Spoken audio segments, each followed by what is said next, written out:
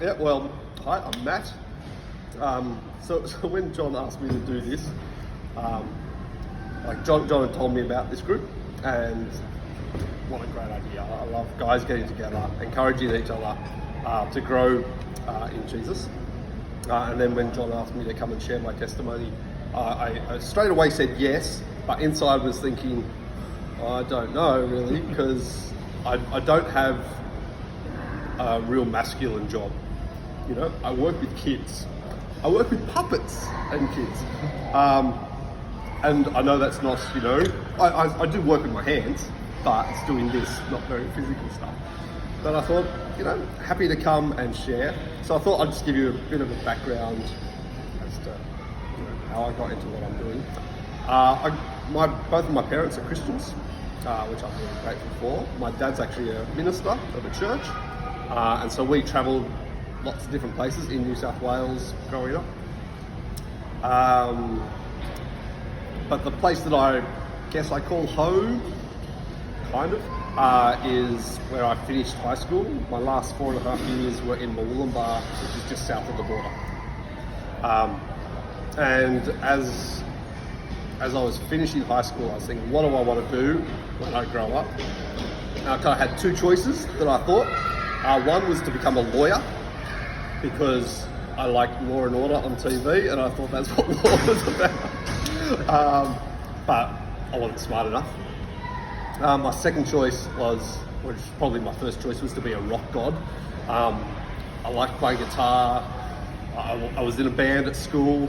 Our first ever gig was also our biggest ever gig. We did a school social, and there were about 500 kids there. And the thing I remember most about that was that we got booed off stage. Oh, wow. So it wasn't a great start to my rock god living. And turns out I'm not a good enough guitarist anyway. I can play, but not very well. So finished, as I was in year 12, I was thinking, what am I going to do? And I thought, I'll go to uni, I guess, but I didn't know what I wanted to do.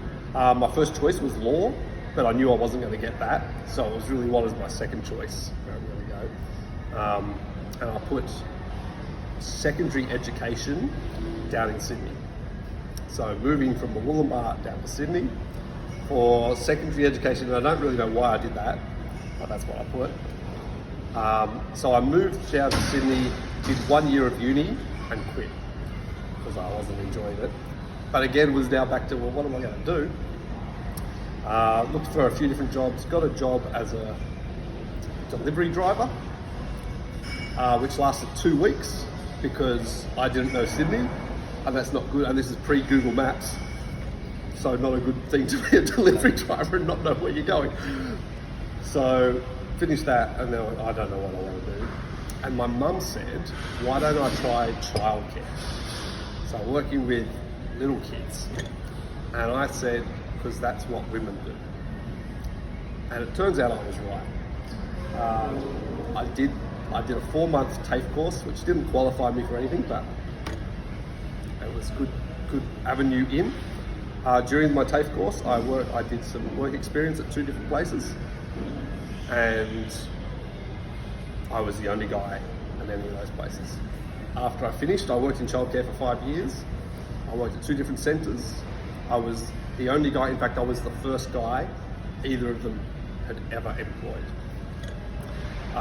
So yep, it was very much a female dominated industry. While I was doing that, and I enjoyed it.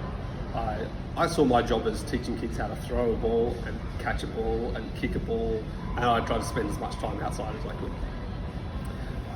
While I was doing that, I was also heavily involved with my church in youth ministry. So that was many more guys were in youth ministry. And during that, over those period of years, I thought, I think I want to go into some kind of full-time paid pastoral ministry. And I was thinking youth ministry would be where I headed. But just before I started at Bible college, I went to a puppet workshop. It was a Saturday afternoon at my local church, and I had no interest in puppets. but I was at home with nothing else to do. So I went down to this workshop and loved it. Like, it was really funny. The people were really engaging. The puppets were really engaging. And I thought, hey, this is pretty cool. Our youth minister made me a puppet. Actually, this is my puppet, Scruff. You can have one of these if you would like.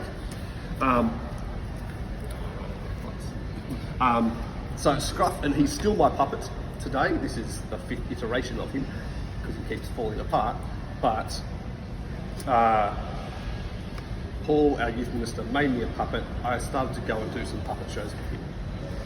And again, I just loved it. It was so much fun. Kids were laughing. We were getting to share Jesus with them, and we were doing it in schools, but most in churches at that stage. Did it with him for a couple of years, then he couldn't do it anymore, and so he couldn't travel into different places because he went to a different church, had to stay there. So he started passing stuff to me and a mate called Simon. And that's when we started Quiz Worx. This is back in about 1998. So for the past 25 years, I've been doing Scruff. And I've been doing Quiz Worx. Initially, it was just for fun. I was still working, doing that. Then I went to Bible college thinking maybe I'll do Quiz Worx when I finish, but who's ever heard of a full-time children's minister who travels around doing puppets? That's not going to work. That was I started full-time in 2003, and I'm still doing it now. So 18 years later, it's no longer me and a mate. It's now, as I said before, it's me and 4 people up here in Queensland and 13 people in New South Wales. So there's 17 of us, and what we do is we go into schools and we share the Bible's message of Jesus, working with religious instructors, and we get to share with upwards of 100,000 kids per year, which is just, it blows me away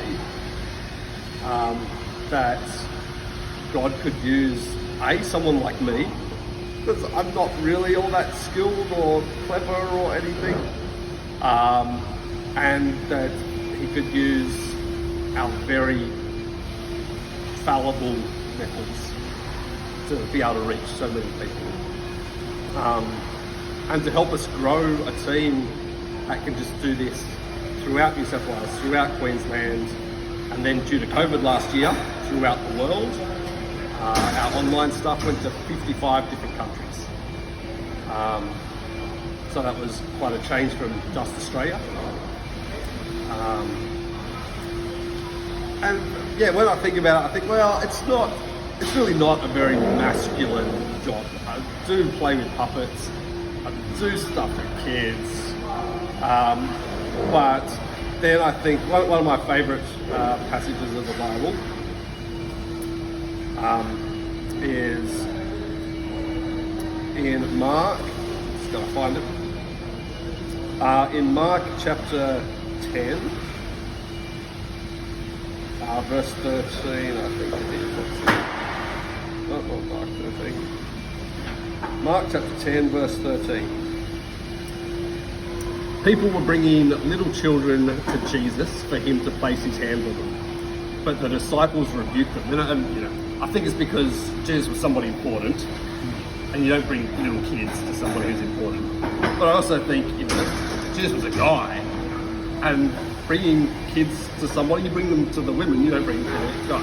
But Jesus rebukes the disciples for trying to stop them. When Jesus saw this, he was indignant. He said to them, "Let the children come to me, and do not hinder them, for the kingdom of God belongs to such as these. Truly I tell you, anyone who will not receive the kingdom of God like a little child will never enter it." And he took the children in his arms, placed his hands on them, and blessed them. So I love the fact that Jesus, the one that we want to follow, was willing to spend time with kids, was willing to have them come to him, was willing to talk to them. And so it makes me feel like, yeah, this is a good thing to be doing, to be sharing Jesus with kids. I know Jordan was involved in doing RI and stuff, and that's so good. Like just having guys who can actually relate to kids and point them to the ultimate one who wants to relate to us, to Jesus. It's such a privilege. So I'm really grateful that I didn't go, no, it's just a women's job. Like I first said to my mum when she said to do stuff with kids. Got involved, I'm still involved, and now I want to encourage more people to be involved, in sharing Jesus with kids. So, yeah, please be involved. That's it from me.